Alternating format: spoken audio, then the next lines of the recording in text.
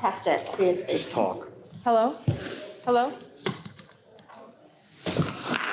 Hello? Yes, thank you. Oh, it's cutting off, I guess, the outside people is what they're saying visually. it moves. Yeah, but it's still not letting Rachel and Frank on, I don't think, right? Should we move this over a little? Even if they talk, I still don't think it's Yeah, catching them. Good. testing, testing. Testing. No, we're not trying to hear. We're trying to draw We want the to see if camera. the video is showing them. Yeah, you can see Rachel, Can't but see the edge? No. Rachel was on there It though. was. Yeah. Gonna try its best. There's a lot that goes into those videos. Oh, there it is. Yeah. They got it. Good. Perfect. Okay. Okay, that's That good. works. Sorry. What? It's really not perfect. I don't want that. Oh. You could take me off if you want. I'll switch with you. How's that?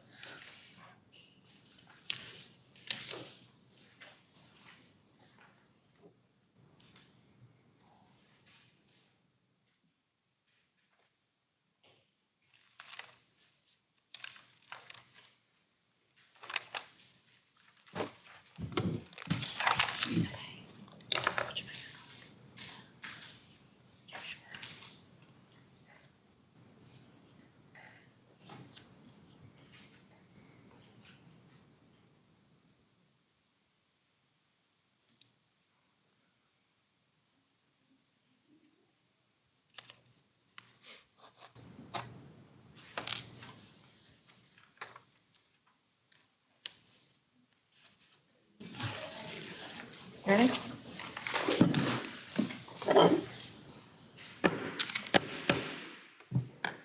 Welcome, everybody. Happy, I guess, St. Patty's Day. Thank you all for joining us in person. It's wonderful to actually see some return to normalcy and see all of your faces. So thank you for joining us. And those of you that are online, thank you for joining us as well. The Voorhees Board of Education uses a rolling agenda concept. Items that are listed for a vote on the public board agenda are sent to the Board of Education members weekly as information items. Each member has the ability to request topics to be discussed in committee meetings as needed. Due to the declared emergency COVID-19, this board meeting will be open to the public. However, we cannot guarantee entrance into the meeting room since seating will be limited to ensure a safe environment for all persons in attendance. Doors will open at 7 p.m. and once we have reached our capacity, no one else will be admitted. Masks must be worn at all times. Temperatures will be taken before admittance. Those with a temperature over 100.4 will be refused entry. 6 feet social distancing must be observed at all times, and attendees must remain in their seats at all times. Please visit the Voorhees website for instructions on how to remotely access the meeting. Pursuant to the Open Public Meetings Act, public notice of this meeting has been given by the board secretary in the following manner. Posting written notice on the official bulletin board at the Voorhees Township Public Schools Administrative Building on August 8th, 2020 and March 3rd, 2021. Sending written notice to the Courier Post on August 8th, 2020 and March 3rd, 2021. Filing written notice with the clerk of Voorhees Township on August 8th and March 3rd, 2021. Posting on the Voorhees Township website on March 3rd, 2021. Please rise to salute the flag. I pledge allegiance to the flag of the United States of America and to the republic for which it stands, one nation, under God, indivisible, with liberty and justice for all. Helen, roll call, please. Mr. Bryce. Ms. Cosenza. Here. Dr. Falk. Ms. Galliano. Here. Dr. Levy. Here. Mr. Schmooze. Here. Mrs. Wallace. Here. Mrs. Van Auken. Here. Mrs. Watson. Here. Motion to approve the minutes of the meeting from February 24th, 2021 in both regular session and executive session. Second.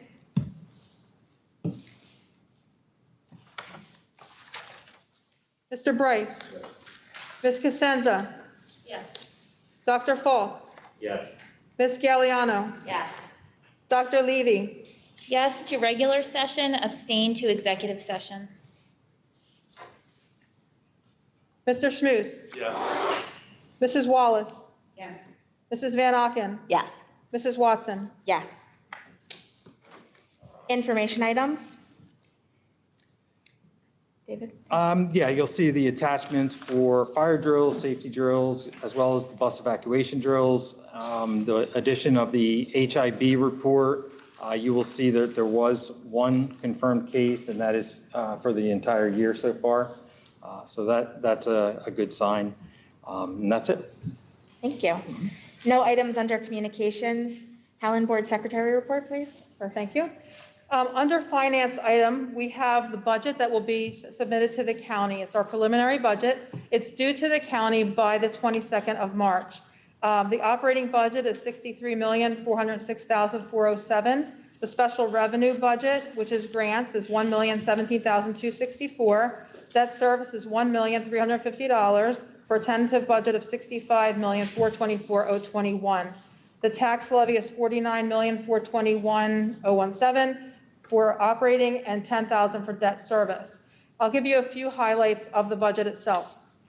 Each year we receive state aid 2 days after the governor's address. So the end of February, we received our state aid, and we did expect it to go down because over the 7 years under S2, certain districts get more money and some get less, and we're one that's getting less, and it's tied to various factors, including enrollment.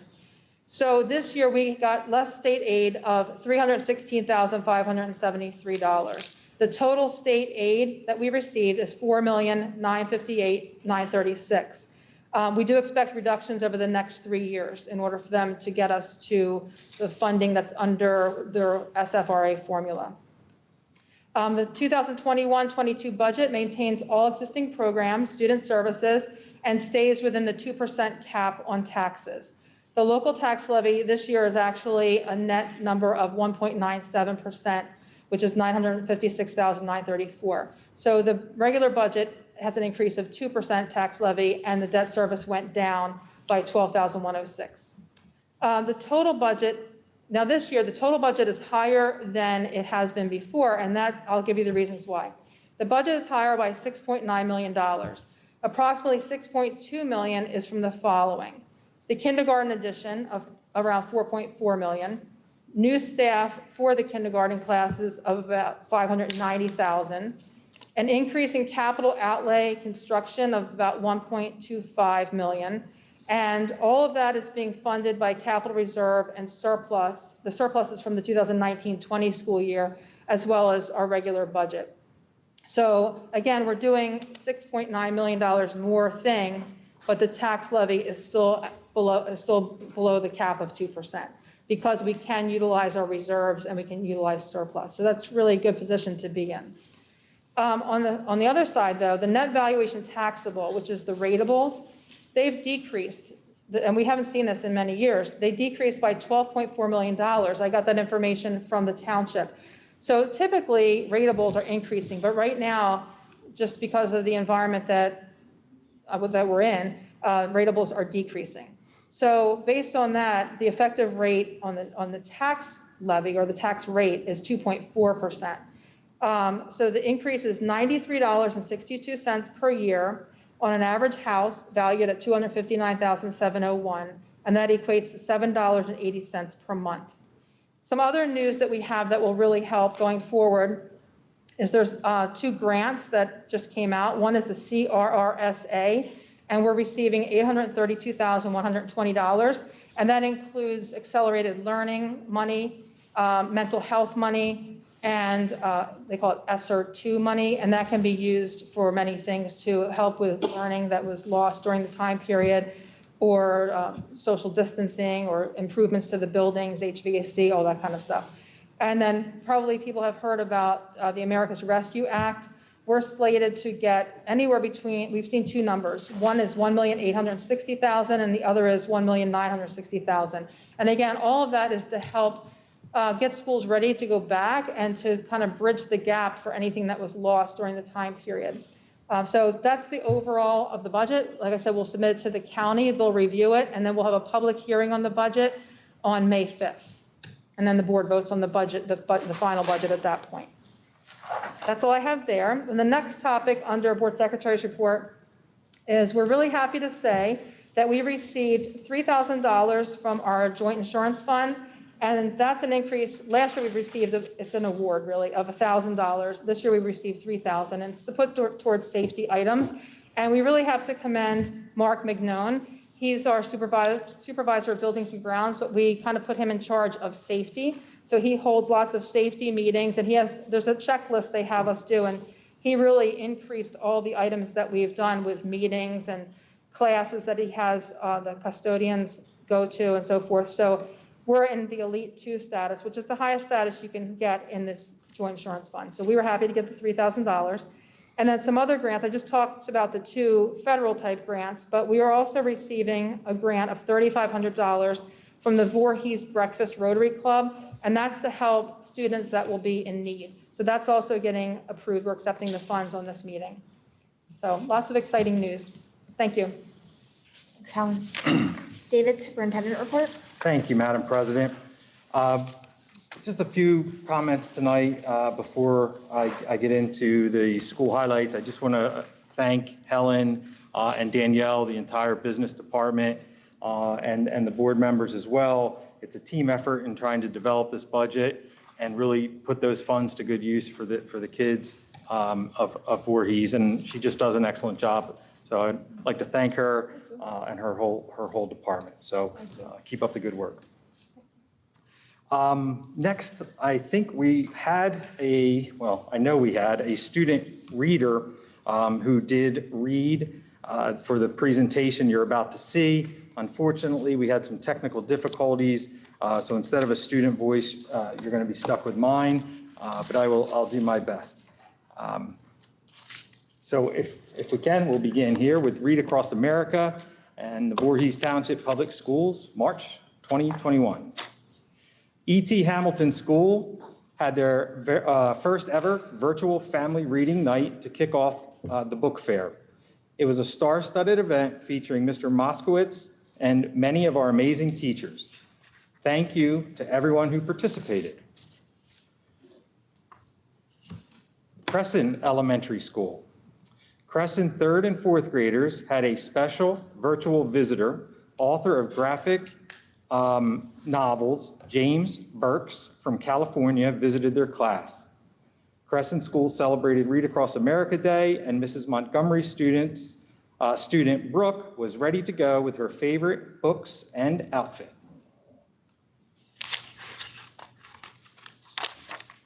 Osage Elementary School. Be a kind reader was the theme of the week for Read Across Osage. Mrs. Doherty's first grade class were being very kind readers by donating their books that they have outgrown to our Book Smiles Children's Book Drive. The Book Smiles campaign will run through the entire month of March. At Signal Hill Elementary School, Signal Hill had a visit from author Ross Borak. Students also participated in Illustrators in Action and the R.Os Borak Design Challenge. Exciting stuff. At Voorhees Middle School, Mrs. Fulton, VMS school librarian, travels through classes during snack time to promote the library and books. Students in Mrs. Zielinski's class were excited to get their choice of books. Rumor has it there were books, beats, and bubbles. And that concludes Read Across America, and just some highlights from the schools. Before I conclude, I want to just also point out a few highlights. We were able to create 2 partnerships through the hard work of Tony Clock. I worked with the VTA president. We reached out, we called everybody we could imagine, and we finally got through to someone that could help us. We created a vaccination partnership with Rite Aid for our staff. In addition to that partnership, we were also able, through the Executive County Superintendent and the County Department of Education, Department of Health office, we had a second partnership for vaccinations, and that was with Rowan University, helping provide vaccinations for any staff members in the district who wanted their vaccinations. And I want to also thank Michelle Santour, my assistant, who just did a fantastic job of making sure anybody who wanted an appointment was able to get one. And this will go a long way in helping to protect our staff as we look forward to the next steps and the next phases. So thank you very much for that. Again, we have received quite a few responses through the survey, anticipating in-person increase to in-person learning for the fourth marking period. That survey is closing out this week. We're in the process of trying to make sure we get an answer for every single student, and we should have that completed by the end of this week. And then we will look to make announcements and share what we are looking to do for the fourth marking period. So that's coming up, and I think that'll also be exciting and good news to sort of look forward to. I was also lastly able to go visit each school over the last week and a half and talk with all the faculties, check in with them, and just really see how they were doing and also hear any concerns that they might have. And collectively, I think, although they've had a rough time since COVID started, they've just done a remarkable job. And I just wanted to commend them again publicly that, aside from any differences of opinion we might have had over, the course of this time, there's been lots of discussion and debate, which is always healthy. Everybody put those differences aside in order to come together for the students of Voorhees. And I'm really proud of the fact that we were able to keep our doors open for the most part and not have to do a full remote for very long. So again, just thank you to the staff, the custodial crews, maintenance, and all the departments that helped make that possible. So thank you. At this time, I'm going to ask Dr. Young. She's going to come up and share some of our mid-year data and achievement data. Very important. Okay. Good evening, everyone. Mr. Taylor's going to help me out here this evening so that I can share the information from our mid-year iReady assessment. So in front of all the board members, you have a packet, and it includes all of the data that we received from iReady. And Keep going. okay, sorry. Okay, now you'll really be able to hear me out there. So it includes a whole lot of detail. I'm not going to go through all of the information in this packet, but when you get time to kind of sit down and look at it, if you have any questions, please feel free to reach out and let me know. One of the things I just want to caution is that the students took this assessment in the beginning of the school year, and I did share out those results with you. I didn't have a formal presentation at the time because we were concerned about the reliability and the validity of the results, because we had students taking the assessment at home, and parents can be very helpful, or caregivers can be a little helpful. And I don't think that they really realized that, this was supposed to be an independent assessment and that kids weren't supposed to know everything on here, because we just really wanted to know in the beginning of the year, what do you know? So that we can then, as educators, go back and look to see what areas of strength students have and what their weaknesses are, and then come up with a plan to remediate. So the good news is that the students that participated in January and into February on this assessment did not, from what we can tell, have as much help as they might have had in September, okay? But we still have to kind of keep in mind that when we're looking at the growth as we go through this, it was impacted by the results of the first assessment, okay? So with that being said, we're gonna click forward to the reading results. And you can see that about 1,567 students took it in the fall, and 1,551 students took the assessment in the winter. So it probably, the decline most likely was just because there were kids that weren't here in the winter that started out in the fall. We did have some kids leave due to COVID. And then when we go to the next slide, you can see that when we look at the literacy scores and we compare it to this time last year, before COVID even hit, we actually are scoring better. So, I mean, it's not that difference of a percentage, but it's really, for me, I was really excited to see this number. And so 47% of the students are on grade level or above in 1920. In 2021, 51% were. Early on grade level, 26% of the students were in 1920 and 20% this year.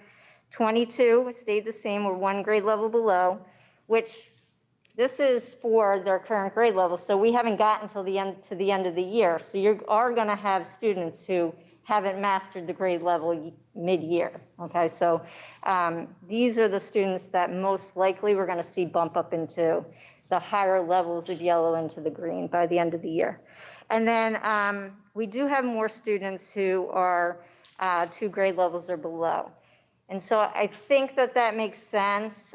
Even listening to the Commissioner of Education today, you know, the students who really struggled under normal circumstances with the hybrid classroom, remote learning, those are the kids that most likely is impacting, okay? And we kind of see that here in our data. The good news is that in Voorhees, most of our kids are fine, but we do have a pocket of students that we know are gonna need additional supports. And so we're really excited to get the money that Helen was talking about earlier, because we're gonna plan some really powerful strategic interventions moving forward. So if you go to the next slide, and this is 13 in your packet, you can kind of see the grade level distribution from 1920 to 2021, and they're very similar. Again, you see some more students are at that lower level than we did experience last year. Okay, so then the next slide, which, can you back up one, Bruce? Thank you. This is talking about the growth that we see, and of course, that's for us always what we want to focus on, because we know our students are high performing, generally speaking, in Voorhees, but how much are they growing? That's really what we want to look at. And even if students are below level, if they've grown, then that's a good thing, right? So we want to focus on those scores. So you can kind of see by grade level where the growth is. Now, here the problem is that we're looking at data from September when kids first took the test. Some kids had help. So the scores in September were a little inflated. So with that being said, we can't tell if this growth is really accurate, but they grew. So even if the scores were inflated, we're still seeing growth. So it's a good thing. If you look at the younger grades, the first and second graders showed a little bit less growth than the older kids. That's because we really think that those are the kids who had the most help in September, because of course, your little ones, you know, you're helping more than your older students, okay? So then if you go to the next slide, they graphed that data for us. And you can see that in grades 5 and 3, we were high performing and we had high growth. In grades 1, 2, and 4, we're high performing and we had low growth. So again, I think that grades 1 and 2, we can attribute that to the fact that students had more help in the beginning of the year. 4th grade, you know, they're a little bit under the target point of 68, but not that much lower. But it is a grade level that we are looking at, just to see curriculum-wise if there's something that we can kind of tweak. Maybe we're missing some standards here and there. Okay, so then the next chart is helpful because it shows you, again, where do we see the most growth. The good news is that we're seeing the most growth with the students who are below level. So that's great news. We're working with those kids and we're catching them up. So all good news there. So if we go to the next chart, you can kind of see the placement by school. And they're all really in the same range. Osage had a little bit more of growth than the rest of the schools. hard to know why that is the case, but they're all relatively in the same position. Okay, so the next slide is going to move us into our math performance. This is the first year that we use iReady in math for all our grades. We did pilot it last year for 4th grade. Unfortunately, we didn't get through the whole year, and we did not implement the final diagnostic in math for 4th grade because of COVID. So we don't really have longitudinal data for math, but we do have the fall data to compare it with the winter. Again, those results were a little bit skewed, so we have to kind of take that into account. However, you can see that we've made growth, even with the fact that students were getting that help, we suspect. They still really showed growth for the next assessment, so it's really good. And even at the lower level, there was less students in that range. The next slide, again, is kind of showing you the grade level distribution, looking at fall results compared to winter results. And you can see that we're doing better, we're making gains. Now, the math results are definitely lower than the literacy results. That is something that is, when you go back and you have time and you look at the national norms, you'll see that's a trend. It also is the case within New Jersey Student Learning Assessment. We see that same trend, so just something to keep in mind. Then the next slide talks about the growth. So we're seeing that the kids are making growth, which is really good news. And then again, we plot to the next slide. And you can see that we're still high performing, but we do have a little growth. And again, that 4th grade kind of is hanging out there. So that is an area that we are exploring to kind of see what's going on there. When I look at it, it seems like the areas of math where we're seeing the most deficits is measurement and geometry. That's an area that we tend to teach at the end of the year. So the kids haven't had exposure to those concepts yet. And then on top of that, think about COVID hit at the end of the year last year, when those are the skills that the teachers would have been teaching. So my initial gut is telling me it's probably that geometry and measurement, those standards that we need to focus on, but we'll be drilling down and really taking a close look at that. We'll also be drilling down to each individual student and using that data to help us to place kids in summer enrichment this summer, and to make sure that the teachers have that data so that they can really hone in on students' deficits when they come in the summer. Okay, and we have one last slide. And this is really just showing you again the areas where we're seeing the most growth. And the most growth, we're seeing it in those lower level kids, which is a good thing, because those are the ones we want to make sure we're targeting. Now, with that being said, we always feel like in Voorhees, we have rigor and we have high expectations for our students. So moving into the 4th marking period, one thing that we're going to focus on is with the teachers is also kind of looking at those on-level kids and how are we challenging them. Definitely with this hybrid setting, it's very hard to differentiate instruction.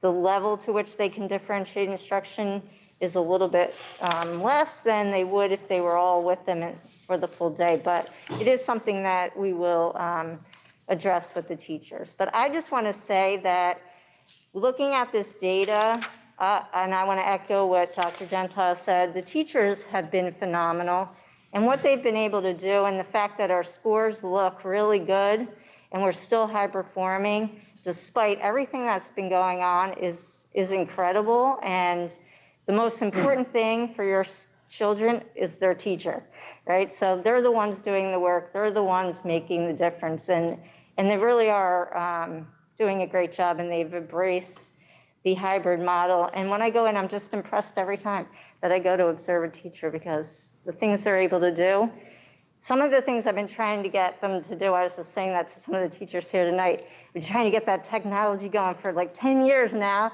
and in 3 months, they were experts at it. So I'm just really grateful that we're able to be in a district where our teachers are so hardworking and committed to their kids, so. And the teachers are using this data. I know we've talked about it, but it's important to point out, they're using this data with the students who may need some additional attention. They're planning, times for them to meet, after the day is officially done. They're spending additional time with them. They're using the breakout rooms for the kids that are at home to differentiate. It's just a lot of good work that's going on. And anytime we get a set of data, all it's really doing is providing additional questions for us for the next, what are we going to do next? And getting this into the hands of the teachers is really important, because they look at it and they ask naturally good questions. Well, who's having really good results in that particular standard? What are they doing differently? What did you do? How did you teach that unit? And really in those outliers is where the good crumbs of how do we make systemic improvements. And so I think it's going to be really important as we move forward, to continue providing them with time to plan, time to review the data themselves. Diane and I are both, data nuts when it comes to student achievement. We can look at it all we want, but the power is really sitting down and providing that to our staff. So 100%. thank you for the report. It was very good. Thank you. Any questions before? Yes. Dr. Young, thank you for this information. It's a lot to process right here. So I'm just curious, if we have questions afterwards, should we reach out to you or Dr. Gentile? I think you could reach out to both of us. Copy me. Okay. Yeah. Thank you. Yeah, and I'm happy to answer questions that you have. Thank you. Appreciate the presentation. Absolutely. Anything else? Okay, have a great night. Thank you, Dr. Young. Thank you. Would you mind just putting the microphone back Yes. on? Thank you. Thank you very much. At this point, that concludes the superintendent's report. So, Madam President. Great. Thank you very much. Committee reports. Ms. Galliano, I don't think there is one, right? No, we did not meet. Tonight, we only are voting on second policy. Okay. Nothing new. Perfect, thank you. Dr. Falk, Buildings, Grounds, and Educational Facilities Committee. Yes, the Buildings and Grounds Committee met. It was a virtual meeting. We reviewed the ongoing construction projects and the budgets for the ongoing construction projects with Ms. Haley. I don't think that there was any outstanding issues from that committee report. Thank you. And Dr. Falk again from Negotiations and Personnel Committee. Yeah, so the Negotiations and Personnel Committee met to discuss the ongoing negotiations with the Voorhees Township Educational Association. That appears to be moving along quite well with the help of Dr. Gentile and Mr. Cavallo. I believe that we're at the point now where we've issued a memorandum for approval to the Voorhees Township Educational Association. That is correct. Excellent, thank you so much. Ms. Wallace, Finance Committee, please. Okay, so Helen and Dr. Gentile went over some of this already, but we reviewed the state aid. It's going down for 7 years till 2025. The 2023 our debt service will be paid off. We're proposing a 2% tax levy. Unfortunately, in our town, our ratables are going down. This year, they went down by 0.39%, I believe, and they are expected to continue to go down, which unfortunately puts a higher burden on our residents. Our surplus is going to the new kindergarten wing. We do have a surplus, but the problem with having a surplus is that the state could take the surplus. So we have to use it at some point, and this is a great use of this surplus. We're expecting to need 11 more teachers for next year. That's in our new budget. 1.5 new specialists. He mention the vaccinations are available now for all teachers. Accommodations are no longer necessary. And our coronavirus response and relief did not cut our CE, which is good news. That's all I have. Thank you. Audience participation. While the board is limited in its ability to respond to the public on matters involving personnel, litigation, negotiations, and attorney-client privilege, the board will now hear comments from the public relating to items on the agenda for this board meeting. Comments are limited to 3 minutes. The board will not take action this evening. You will be notified at some later time by letter, electronic mail, telephone, or in the context of a later board meeting of any action the board does take. Dr. Gentile will also provide the instructions for anybody who wants to participate online. Okay, so for anyone who is online, simply hit the raise hand button and you will be called on. You'll get a prompt that'll say unmute yourself. At that time, please just introduce yourself, same as you would if you were in public, name, address, and then you will be given 3 minutes to make your comment. We are going to try to go through as systemically as we can, first come, first serve on there. And we will probably interject with anyone in the public here who would like to speak either between or after. So we'll open it up for comments on agenda items.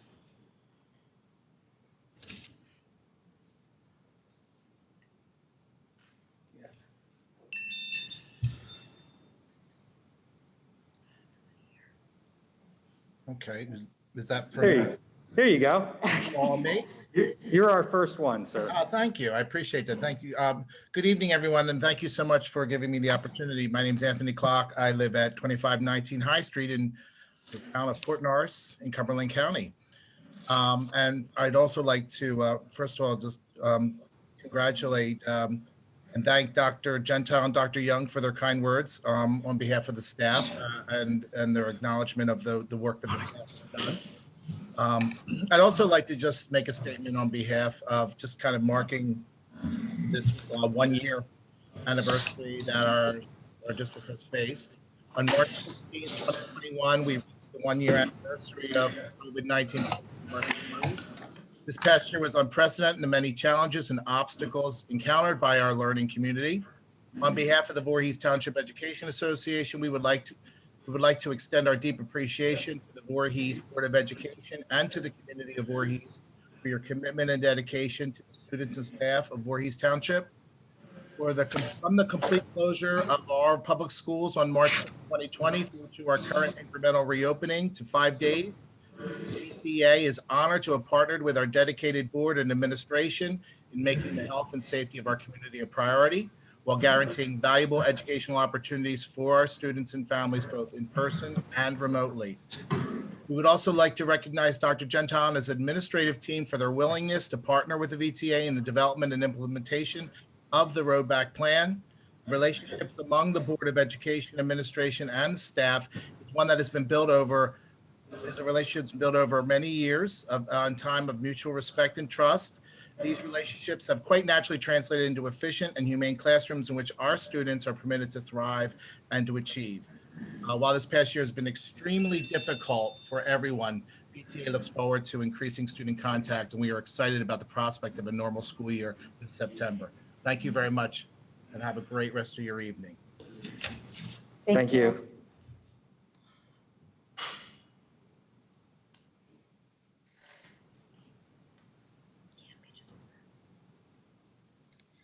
Good evening. Hi. Hi. Hi, my name is Michael Riley. I live at 4 Ashton Drive in Voorhees. I have a comment regarding the Voorhees Middle School Drama Program. They were originally given performance dates for their upcoming show of May 14th, 15th, and 16th.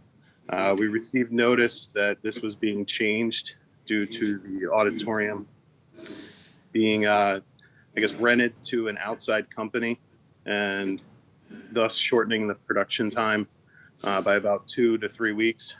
We think that's grossly unfair, and we'd like that to be looked at, and the outside company being possibly given other alternative dates, not the kids. Thank you. Yeah, typically I know we don't respond, but I have Mike Redfern here. I'm sure he could speak to this just briefly, if you wouldn't mind. Yeah, come on up, Mike. Just, I know we typically don't do it, but this is an important issue, and I know it's at the heart of a lot of concern right now. Thank you, Mike. Thank you.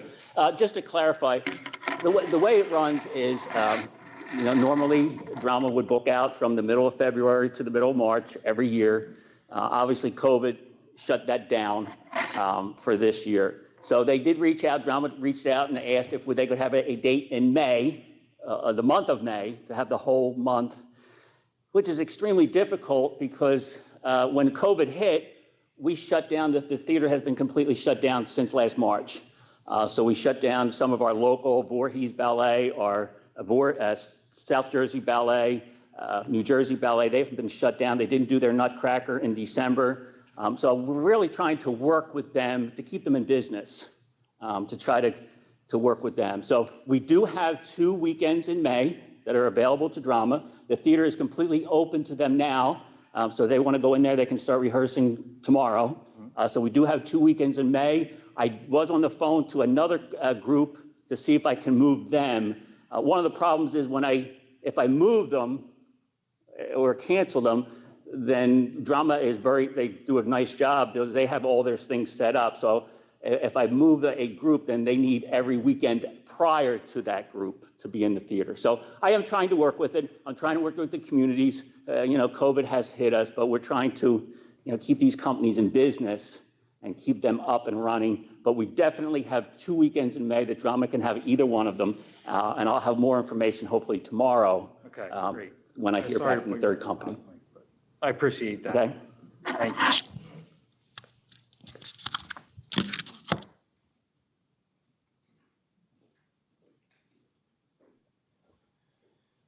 Hi, my name is Janine James. I am a parent of a 7th grade student at the middle school. I also would like to speak to the drama club and the rental of the theater. I understand Mr. Redfern is working with us, but this issue is more than just this one situation. And having run the Voorhees Theater Company for several years in a previous, many years ago under Frank Nichols, the theater is always prioritized to outside organizations, and this is our tax dollars and our students. And the drama club represents over 100 students, probably more than any other club or sport in the entire district, not even just the middle school. And they constantly have to move. They have to rehearse at Osage. They have to move. You offer them one weekend, but that doesn't account for sets and everything that needs to be built, and they don't get their tech rehearsals. And I just think it's really important for the board to recognize that our students are being pushed out so that they can not support a local community organization, but get the fees that community organization pays to rent the theater.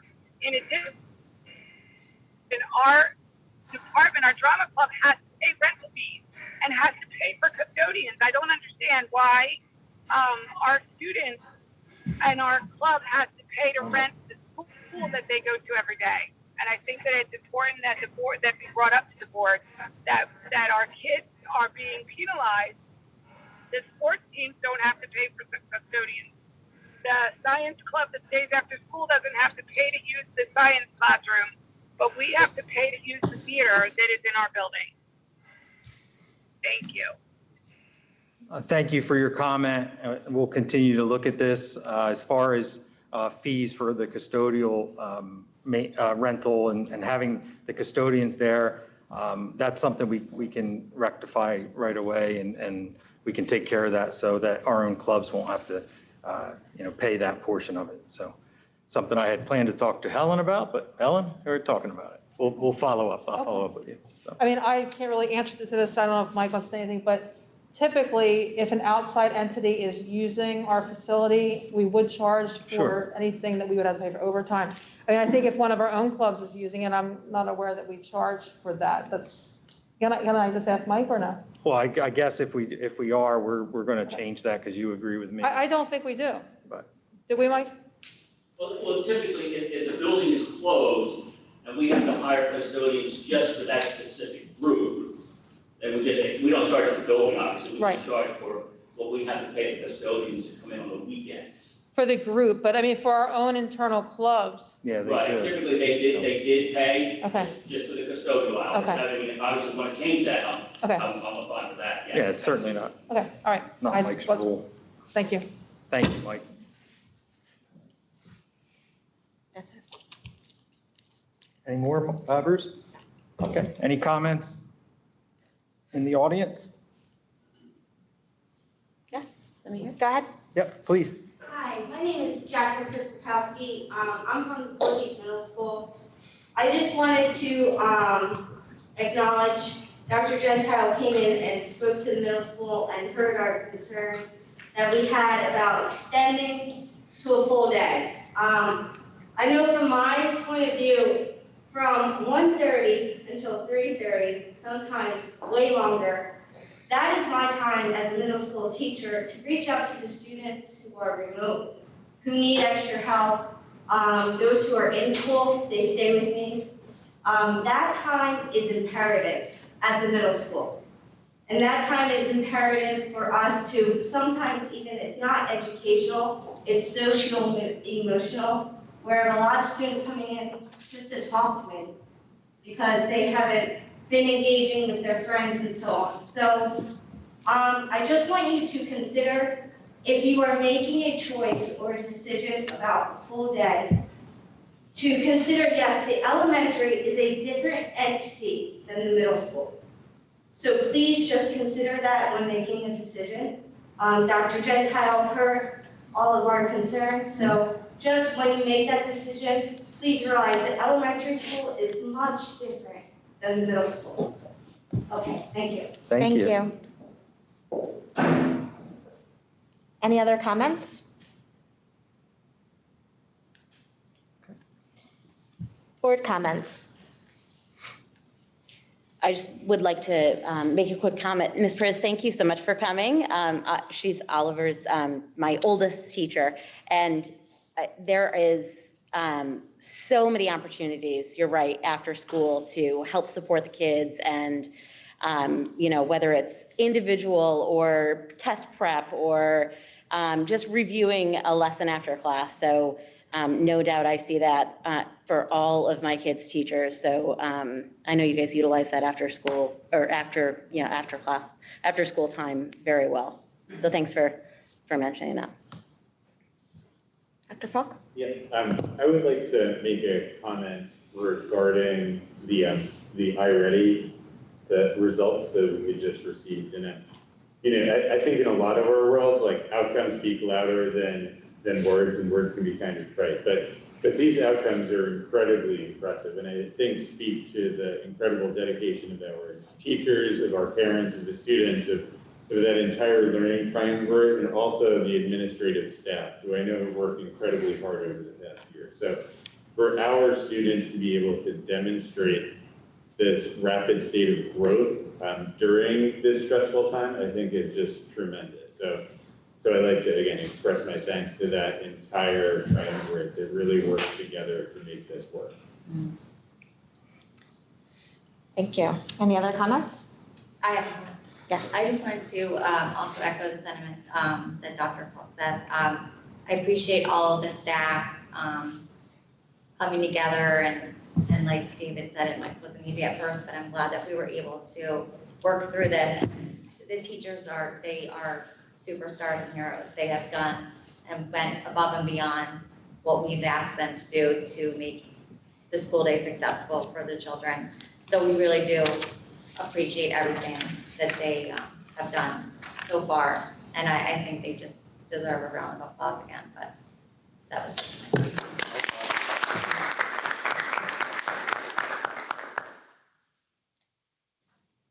Any other comments? I echo the sentiments of my fellow board members and forever grateful to all of the educators in our district who are outstanding by far. Transportation, we have no items. Policy, will Mr. Bryce please take that item, the items under policy? I'd like to make a motion to read items on policy. Item 1F2A. I'll second that. Mr. Bryce? Yes. Ms. Cosenza? Yes. Dr. Falk? Yes. Ms. Galliano? Yes. Dr. Levy? Yes. Mr. Schmus? Yes. Mrs. Wallace? Yes. Mrs. Van Auken? Yes. Mrs. Watson? Yes. Will Dr. Levy please take the items under personnel? Sure, thank you. Under personnel, I'd like to make a motion to move numbers 1 through 15. A second? Mr. Bryce? Yes. Ms. Cosenza? Yes. Dr. Falk? Yes. Ms. Galliano? Yes. Dr. Levy? Yes. Mr. Schmus? Yes. Mrs. Wallace? Yes. Mrs. Van Auken? Yes. Mrs. Watson? Yes. Will Ms. Cosenza, there's no deferred action, and will Ms. Cosenza take the items under new business? Under new business, I make a motion to approve items 1 through 8. Second? Mr. Bryce? Yes. Ms. Cosenza? Yes. Dr. Falk? Yes. Ms. Galliano? Yes. Dr. Levy? Yes. Mr. Schmus? Yes. Mrs. Wallace? Yes. Mrs. Van Auken? Yes. Mrs. Watson? Yes. Our next meeting date will be May 5th, 2021 at 7:30 PM. Board meeting and public hearing on 2021-2022 budget, and it will be held at the Osage School. Audience participation, while the board is limited in its ability to respond to the public on matters involving personnel, litigation, negotiations, and attorney-client privilege, the board will now hear comments from the public. Comments are limited to 3 minutes. The board will not take action this evening. You will be notified at some later time by letter, electronic mail, telephone, or in the context of a later board meeting of any action the board does take. We'll follow the same procedure. Anything, Mr. Taylor? Warren? Got it?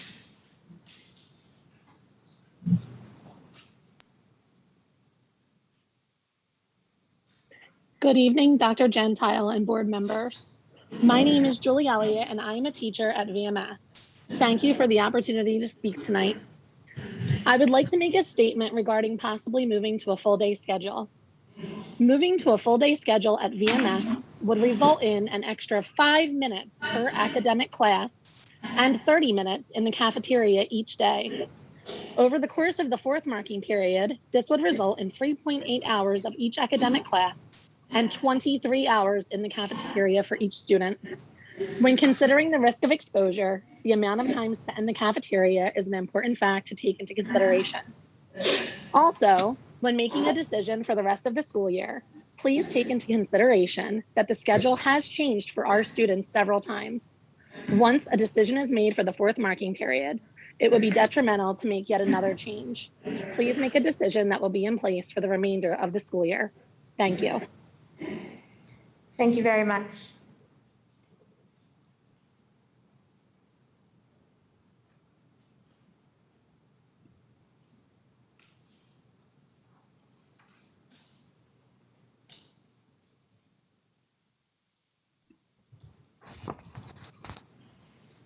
Hi, my name is Tammy Wilhelm. I live at 3 Briarwood Drive. Collectively, the Board of Education, Superintendent, and the professional staff have agreed to take incremental steps this school year in order to keep all of us as safe as possible. Specifically, there was a delay in the opening of the school year in order for us to prepare. We had a modified version of a hybrid distance learning that was created for our students. Complete remote learning was developed to accommodate holiday scheduling. There was increased time for in-school learning for the hybrid cohort. The necessary PPE for staff has been provided in a timely manner.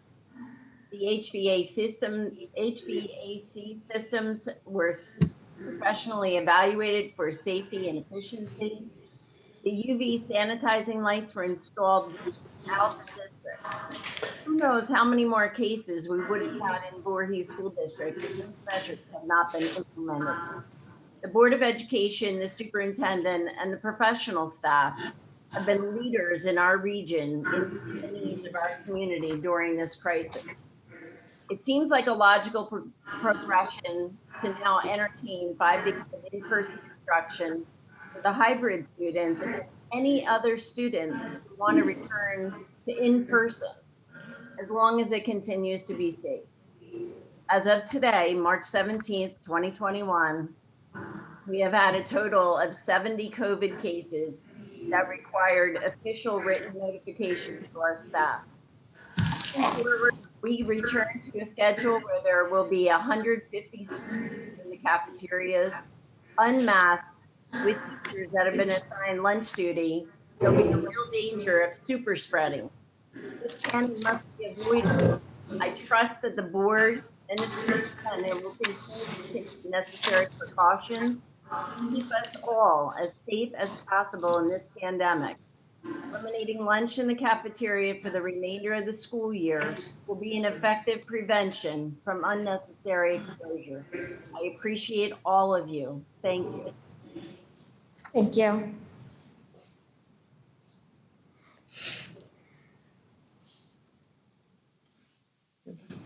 Any comments in the audience? Yes, please. My name is Priscilla Coco.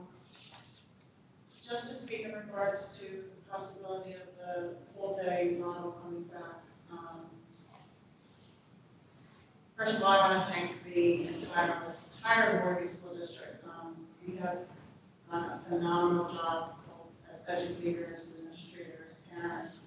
Altogether, I think we probably know this, we're one of the leading school districts in the area that have carried out the most precise and efficient plan to really make a safe place for kids to come back to school.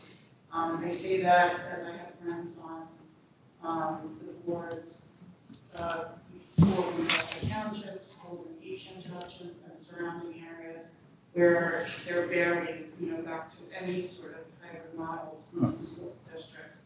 And I can see the effects that it's had on their children. I am thankful that the kids have gone from 2 to 4 days.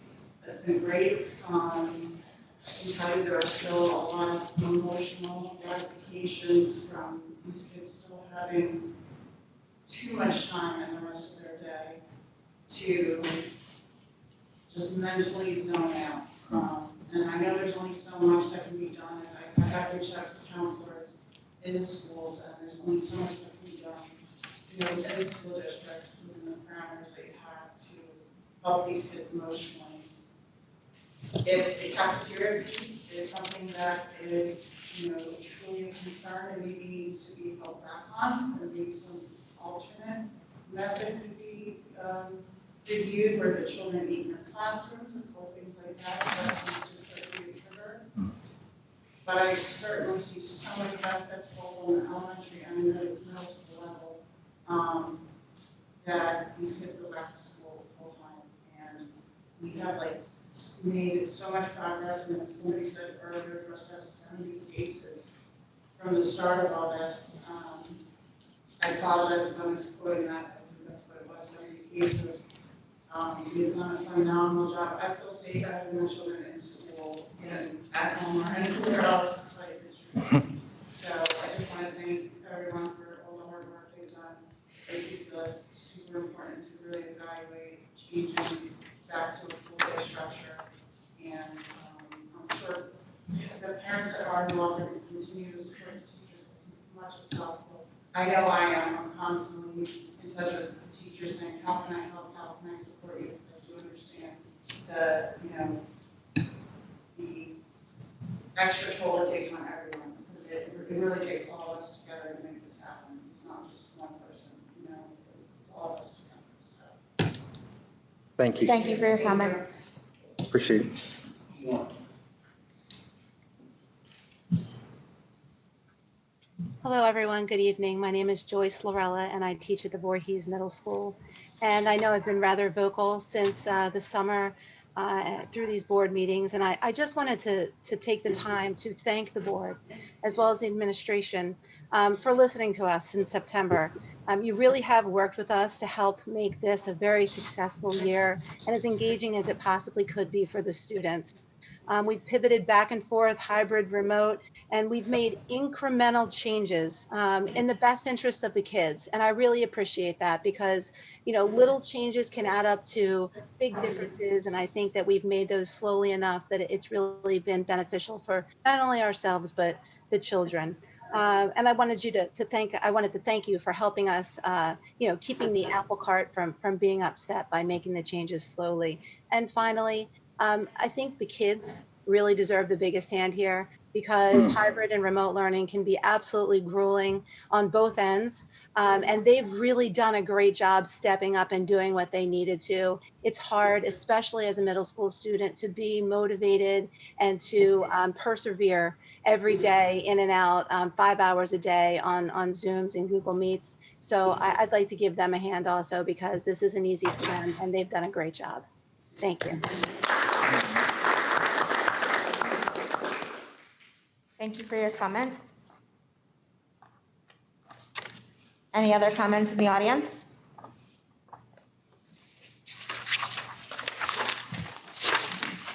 I'm sorry, can I just clarify real quick, the positive cases that we've had to date and students, it has been 64 total reported positive cases for students, but that 25 of those include students that were full remote, and for staff it was 52. So just wanted to put that out there. Thank you. Any board comments? I have one. I'd just like to thank all of the teachers and family members of the community who have given their input over the course of this last year. It has been really important for the board to hear your voices. And we really value that you've taken the time to come to these meetings, whether it's in public or remote or written to us over email, to let us know what's going on in the classrooms and what you're experiencing there and how we can support you. And I also wanted to note that it was with regret that I voted to support the retirement of Miss Jansen. If she's listening, it has only been with her help that I have been able to listen to the cello for so many years in my household, and she will definitely be missed.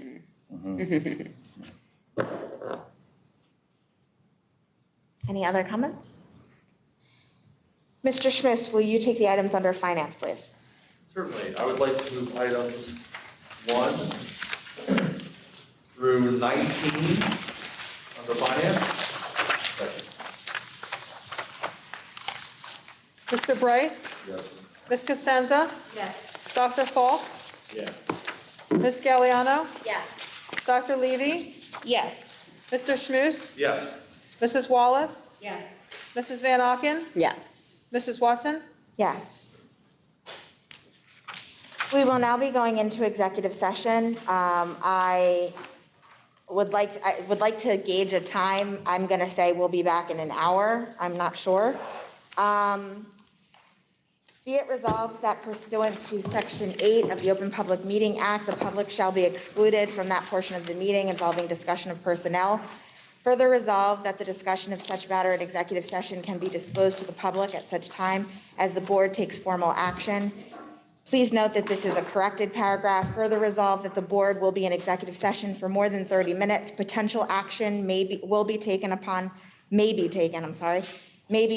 return to public session. Because we just got this new agenda today. We just noticed that that was incorrect, and so that's why we changed the language to the potential action. We noticed when we literally sat down. That's why we brought it to your attention. We're going to go to executive session now. You have to make a motion. Motion to adjourn? Motion to adjourn to executive session. Second. Mr. Bryce? Yes. Ms. Cosenza? Yes. Dr. Falk? Yes. Ms. Galliano? Yes. Dr. Levy? Yes. Mr. Schmus? Yes. Mrs. Wallace? Yes. Mrs. Van Auken? Yes. Mrs. Watson? Yes.